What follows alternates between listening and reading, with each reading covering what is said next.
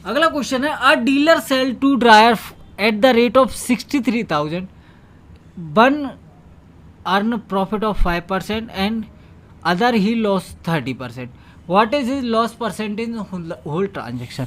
एक डीलर 63,000 प्रति ड्रायर की दर से 2 ड्रायर बेचता है, उससे पहले पे 5% लाभ होता है और दूसरे पे 30% हानि होती है। पूरे लेन देन में हानि प्रतिशत ज्ञात कीजिए।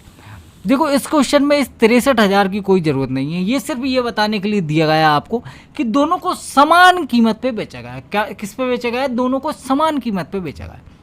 तो समान कीमत बना लेते हैं। देखो 100 रुपये का सामान अगर 5% के प्रॉफिट पे बेचा जा रहा है तो कितने में बेचा जा रहा होगा? आप बोलोगे सर 105 रुपये में। और अगर 100 रुपये का सामान 30 रुपये की हानि पे बेचा जा रहा है तो कितने में बेचा जा रहा होगा? 70 में। सेलिंग प्राइस क्या है? समान है। सेलिंग प्राइस ये रहा, समान तो समान बना दें। देखो 15 सत्ते होता है 105, 15 सत्ते होता है 105। अगर इसमें 2 से मल्टीप्लाई कर दूँ और इसमें 3 से मल्टीप्लाई, तो ये क्या हो जाएगा? 210 और ये भी हो जाएगा 210। यहाँ भी कर लो ये 2 से मल्टीप्लाई, यहाँ कर लो 3 से मल्टीप्लाई।